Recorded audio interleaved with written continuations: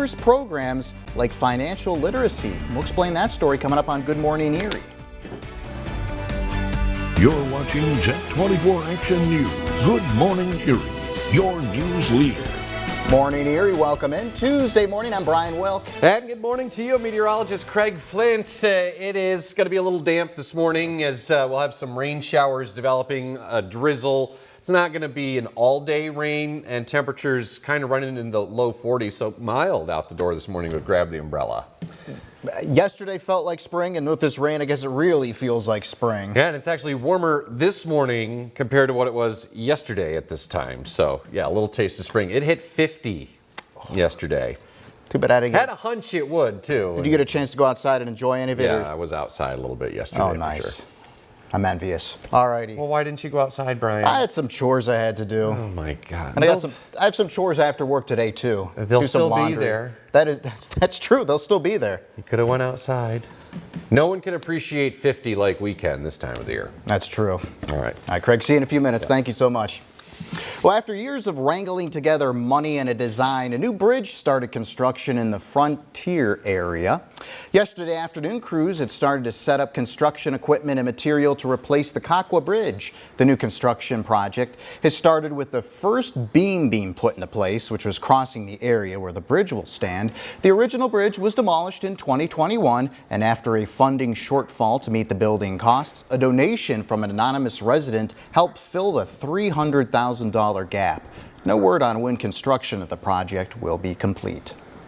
A new bank has opened their doors on Parade Street with programs in place to educate residents on how to better handle their finances. Residents say the need for the bank is crucial in the area as it doubles as a financial literacy center. Brianna Malone was there and has the story.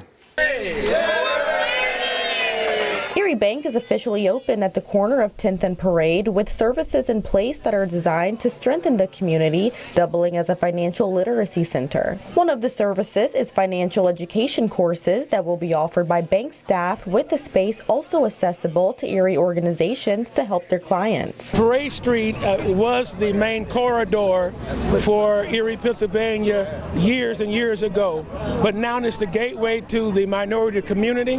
Less than 3% of minorities own their own home within this city. Bishop Brock says a main focus of the East Side Renaissance is to change that dynamic. The East Side Renaissance is motivated to change that dynamic, to get people affordable homes that they can buy and partake of the American dream. One resident notes how the bank will play a role in the community for years to come. It's just a great opportunity for people to learn financial literacy and to change their lives, and also create generational wealth for their children so that they will know how to save, how to invest. Financial literacy is going to be helping the community. Bishop Brock did a wonderful thing, him and his team, and I am so amazed and happy that they brought this bank here. So many people said that this thing could not and would not happen, but yet it's a reality here today.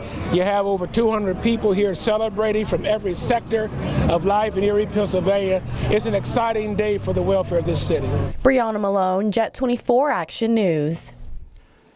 Well, a member of the FBI Pittsburgh field office is giving advice to people on how to remain safe in an active shooting situation following the hospital shooting at UPMC Memorial in York County, PA. The shooting taking place at the hospital ICU on Saturday, where officers and staff members were shot. West York Borough Police Officer Andrew Duarte was killed in the line of duty. The assistant special agent in charge at the Pittsburgh FBI Field Office Criminal Branch says law enforcement is trained to go towards the sound of fire. He says the best thing anyone who is not law enforcement can do is to run and hide.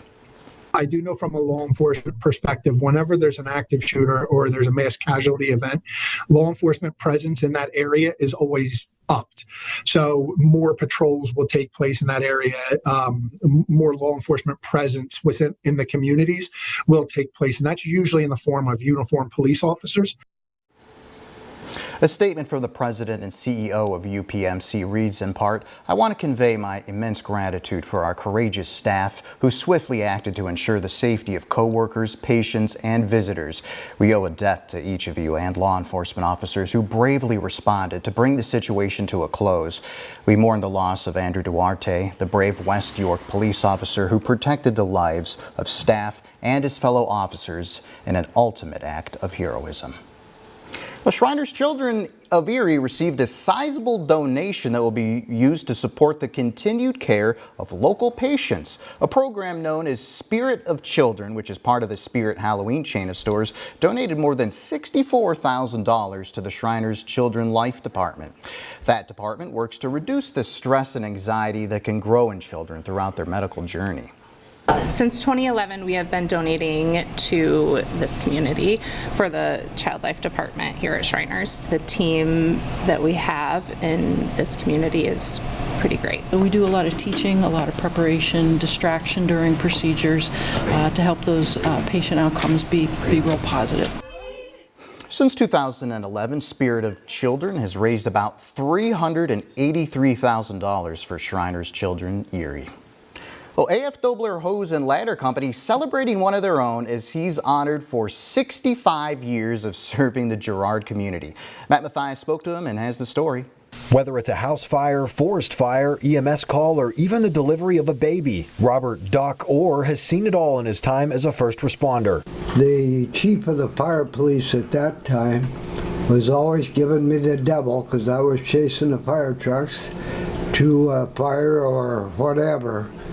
And so he said, "Why don't you join the fire department?" Well, I wasn't old enough. I was only 17 because they didn't have junior firemen back then. And just a month before he turned 18, he put in his application so by his 18th birthday, he could be approved to join them. In the time since, Orr has held almost every title the department has to offer and has gone out on thousands of calls. I've been a chief, I've been assistant chief, deputy, and all of that. Today, Orr is the captain of the fire police, and even at 83, company officials tell us he went out on about 140 emergency calls last year alone. We got a lot of nice young people in the department. We're not really hurting for people, but we need more commitment of the younger people to carry on because Lord knows we all aren't going to last forever. Being a volunteer isn't just taxing on the member, but their family as well. And his wife says they've done a lot to make it work. We've been married for 58 years, and that's a commitment in itself. And I truly admire all the things he's done for the community, and I help wherever I can. And we make a good team. Thanks to my wife helping me do everything in the fire department. She's backed me every minute of the way. Matt Mathias, Jet 24 Action News. Well, some local athletes showed off their competitive side in a friendly competition. The Special Olympics of Northwest Pennsylvania held their unified bocce program at the Hagerty Event Center. The championship match invited local school teams of competitors with special needs and non-intellectual disabilities. The program strives to educate Erie's youth on inclusion at a high school level.